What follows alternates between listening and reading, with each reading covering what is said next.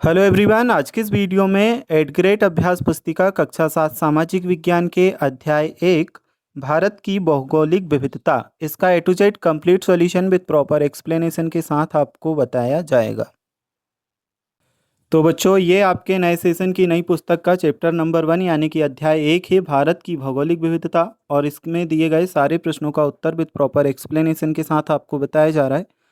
यहाँ से आपको एक एक प्रश्न को अच्छे से समझना है। 8 ग्रेड अभ्यास पुस्तिका कक्षा 7 सामाजिक विज्ञान के अध्याय नंबर 1 को हम सॉल्व कर रहे हैं। पहले नंबर के प्रश्न को देखते हैं। सही विकल्प चुनकर लिखिए। प्रश्न क्रमांक 1 में दिया है, सन 1984 में अंतरिक्ष में जाने वाले प्रथम भारतीय अंतरिक्ष यात्री थे। Option A Rakesh Sharma, option B Yuri Gagarin, option C Sunita Williams और ऑप्शन डी है कल्पना चावला। सही उत्तर हमारा है option number A Rakesh Sharma. तो ऑप्शन ए राकेश शर्मा आपको इसमें सही आंसर कर लेना है। आप देख सकते हो जो आंसर है नीचे लिखा भी है, तो यहाँ से भी देख लेना। इसके बाद हम देखते हैं जो आपका सेकंड नंबर का प्रश्न है। क्वेश्चन नंबर सेकंड, भारत के पूर्व दिशा में स्थित पड़ोसी देशों का सही समूह है। पहला है पाकिस्तान भूटान, दूसरा है बांग्लादेश और म्यांमार, तीसरा है श्रीलंका और नेपाल, चौथा है म्यांमार और पाकिस्तान। तो ऑप्शन नंबर बी बांग्लादेश और म्यांमार, यह आपका सही आंसर है। चलिए इसके बाद हम देखते हैं सेकंड नंबर के बाद में जो आपसे तीसरे नंबर का प्रश्न पूछा है। इस प्रश्न को, उत्तराखंड में गंगमुख से निकलने वाली गंगा की एक प्रमुख सहायक नदी है। ठीक है, यह है हमारा तीसरे नंबर का प्रश्न। उत्तराखंड में गंगमुख से निकलने वाली गंगा की एक प्रमुख सहायक नदी है। यमुना नदी, कोसी नदी, काली नदी, भागीरथी नदी। तो आंसर में हम क्या करेंगे, भागीरथी नदी। ऑप्शन नंबर डी हमारा भागीरथी नदी सही आंसर है। अब है हमारे पास चौथी नंबर का प्रश्न। इस प्रश्न को हम देखते हैं, गंगा, ब्रह्मपुत्र और सिंधु नदियों को गर्मियों के मौसम में जल की प्राप्ति कहाँ से होती है। तो ABCD 4 ऑप्शन में से ऑप्शन नंबर सी आपका सही रहेगा, हिमालय के ग्लेशियर से। ठीक है, चौथे नंबर के प्रश्न में हमारा सही उत्तर है हिमालय के ग्लेशियर से। अब हम देखते हैं जो आपका अगला प्रश्न है। प्रश्न क्रमांक आपका 5वां, भारत के 4 महत्वपूर्ण क्षेत्र में स्वर्ण नगरी के नाम से विख्यात शहर है। अजमेर, बीकानेर, जोधपुर या जैसलमेर। तो करेक्ट आंसर है हमारा ऑप्शन नंबर डी जैसलमेर। देखिए जो आपके सही विकल्प दिए थे इन्हें हम कंप्लीट कर चुके हैं। अब देखते हैं जो आपके रिक्त स्थान दिए हैं इन प्रश्नों को। लेकिन अगर अभी तक आपने चैनल को सब्सक्राइब नहीं किया और वीडियो को लाइक नहीं किया तो कर लेना। तो प्रश्न क्रमांक 6 में हमें दिया है, क्षेत्रफल की दृष्टि से भारत विश्व का 7वां बड़ा देश है। आंसर में हम करेंगे क्या, 7वां। ठीक है, क्षेत्रफल की दृष्टि से भारत जो है विश्व का 7वां बड़ा देश है। तो इस प्रश्न के आंसर में हमारा आ जाएगा 7वां। चलिए अब हम देखते हैं जो आपका अगला प्रश्न है, पश्चिमी हिमालय क्षेत्र में पारंपरिक गृह निर्माण की पद्धति को काठकुनी शैली के रूप में जाना जाता है ना। दोनों आप लिख लेना, काठकुनी या धज्जी देवरी। ठीक है, यह आपका आंसर है, काठकुनी या धज्जी देवरी। इसके बाद हम देखेंगे जो आपका अगला प्रश्न है। तो इस प्रश्न में तो आप काठकुनी या धज्जी देवरी लिखना, जो आपका सेकंड नंबर का दूसरा रिक्त स्थान है इसमें। नेक्स्ट है हमारे पास तीसरे नंबर का रिक्त स्थान, जोग जलप्रपात भारत के कर्नाटक राज्य में स्थित है। इस प्रश्न के उत्तर में आप करोगे कर्नाटक। ठीक है, जोग जलप्रपात भारत के कर्नाटक राज्य में स्थित है।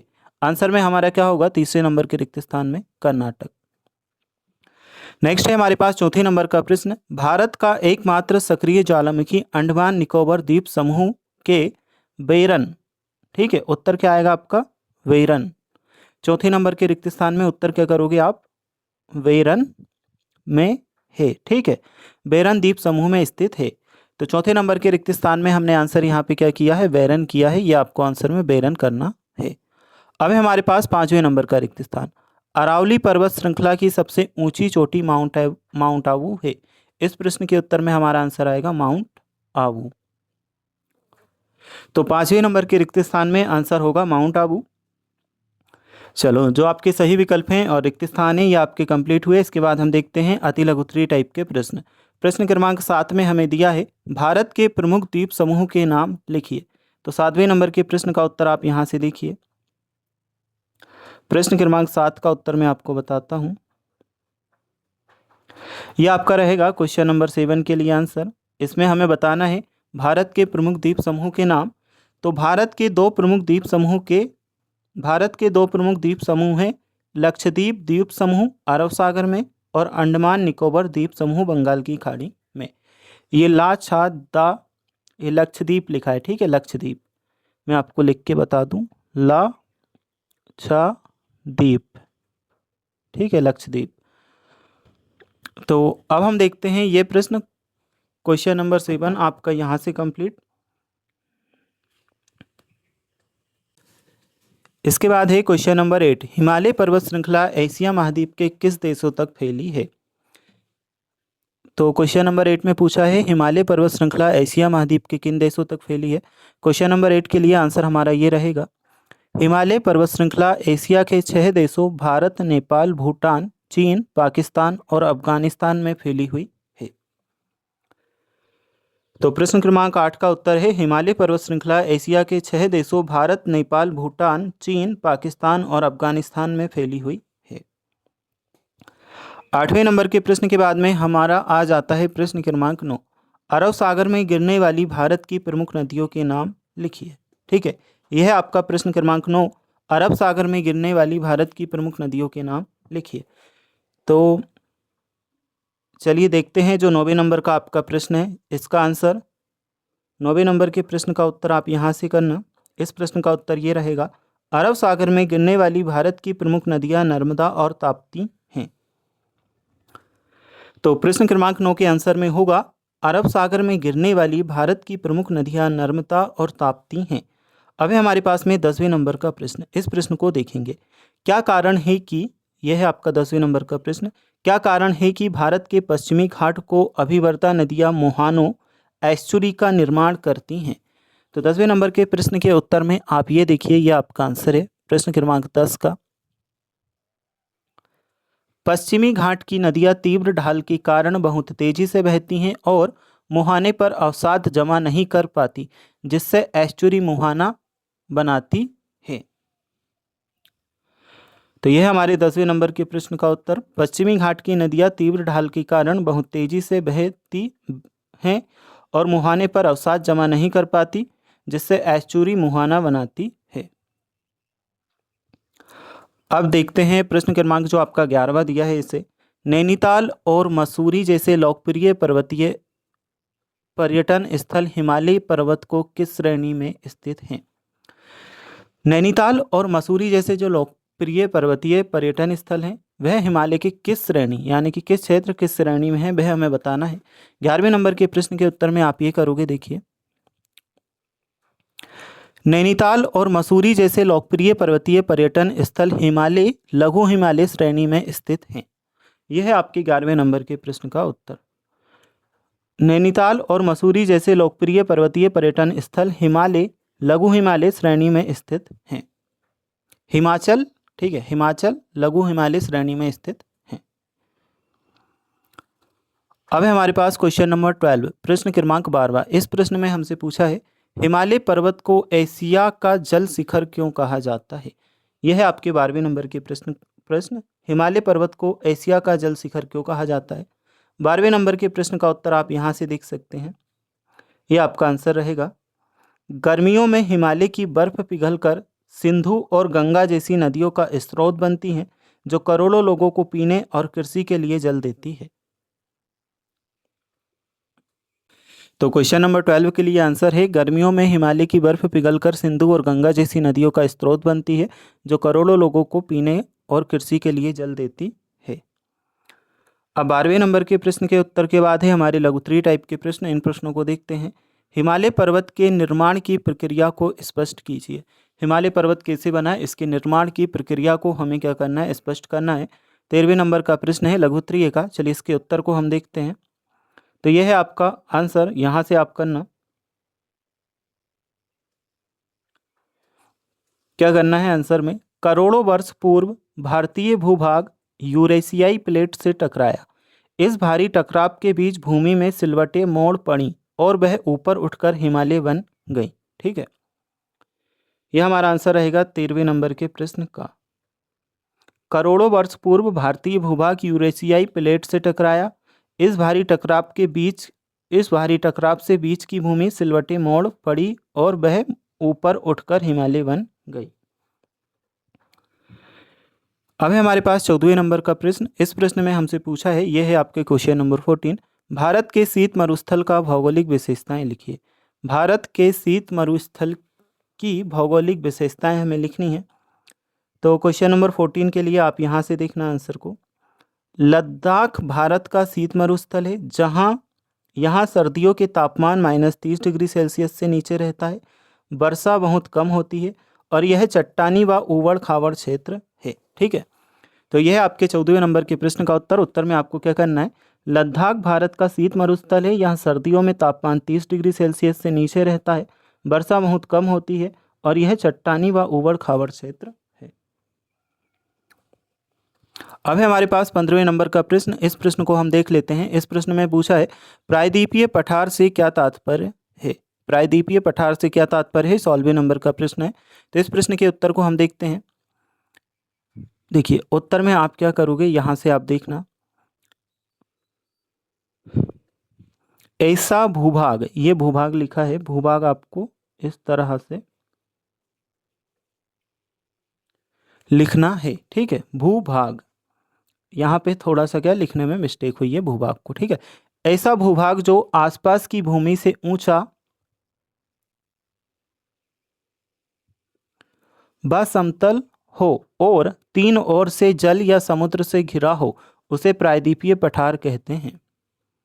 तो यह है हमारे 15वें नंबर के प्रश्न का उत्तर। ऐसा भूभाग जो आसपास की भूमि से ऊंचा व समतल हो और तीन ओर से जल समुद्र से घिरा हो, उसे प्रायद्वीपीय पठार कहते हैं।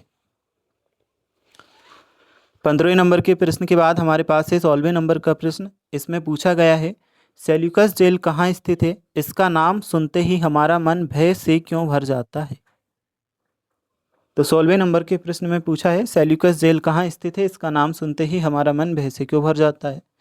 तो इसका उत्तर हमारे पास रहेगा, सेल्यूलर जेल अंडमान द्वीप समूह, अंडमान निकोबार द्वीप समूह में है। यह ब्रिटिश काल में हमारे स्वतंत्रता सेनानियों को सबसे कठोर और अमानवीय यातनाएं दी जाती थी।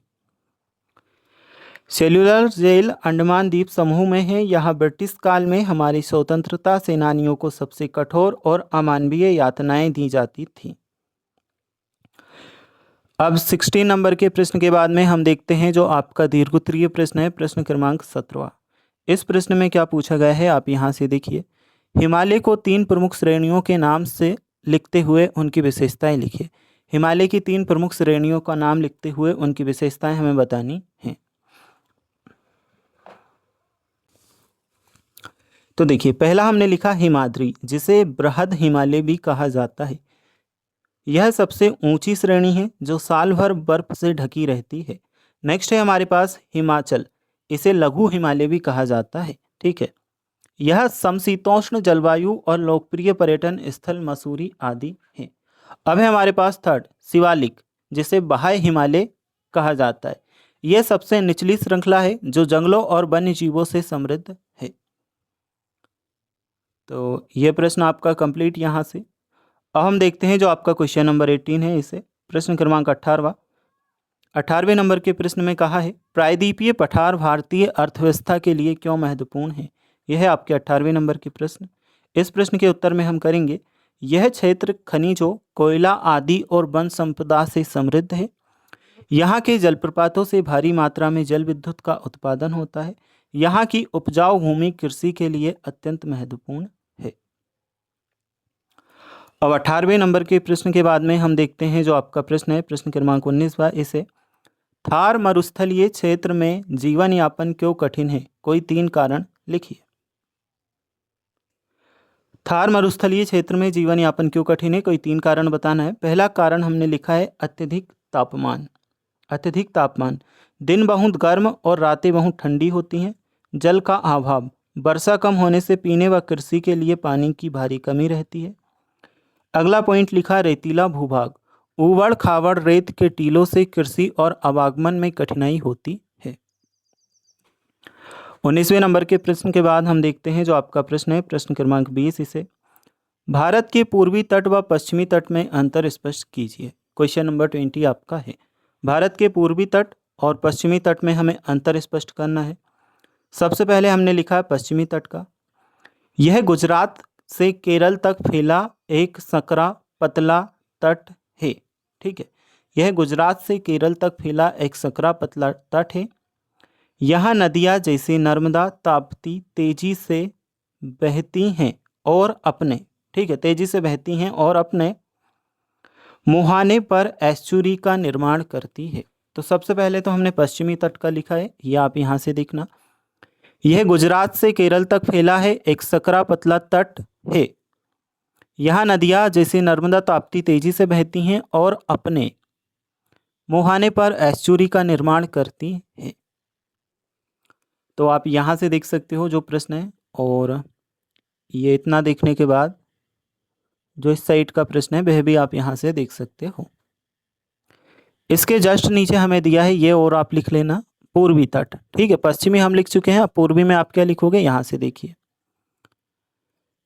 यह बंगाल की खाड़ी के साथ गंगा के डेल्टा से कन्याकुमारी तक फैला विस्तृत व चौड़ा तट है।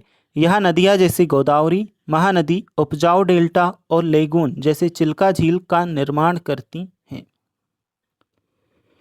तो ये वाला जो प्रश्न है ये भी हमारा कंप्लीट। इसके बाद है हमारे पास क्वेश्चन नंबर 21। चलिए इसे हम देखेंगे। इनमें से किन्हीं दो का वर्णन कीजिए। 5 दिए हैं, नर्मदा नदी, बंगाल की खाड़ी, लक्षद्वीप द्वीप समूह, थार मरुस्थल और भारत का शीत मरुस्थल। तो 2 का हमें क्या करना है, वर्णन करना है। चलिए 21वें नंबर के प्रश्न का उत्तर आप यहाँ से देखो। पहले हमने नर्मदा नदी का किया है। यह प्रायद्वीपीय पठार की एक प्रमुख नदी है जो पश्चिम की ओर बहती है। यह नदी पश्चिम घाट से होते हुए तीव्र गति से बहकर अरब सागर में गिरती है और अपने मुहाने पर एस्चुरी का निर्माण करती है। अब है हमारे पास सेकंड, थार मरुस्थल। यह भारत के पश्चिमी भाग, मुख्यतः राजस्थान और गुजरात में स्थित एक विशाल शुष्क क्षेत्र है। यहाँ पानी की कमी, रेतीले और विषम जलवायु होती है। जैसलमेर जैसी स्वर्ण नगरी इसी मरुस्थल का हिस्सा है। तो ये हो चुके हैं आपके कंप्लीट सारे जो प्रश्न दिए थे, ये चैप्टर आपका कंप्लीट हुआ। इसके बाद वाला लेसन अगर आपको देखना है तो जो स्क्रीन पे आपको वीडियो दिखाई दे रही है उस पर क्लिक करके आप देख सकते हैं।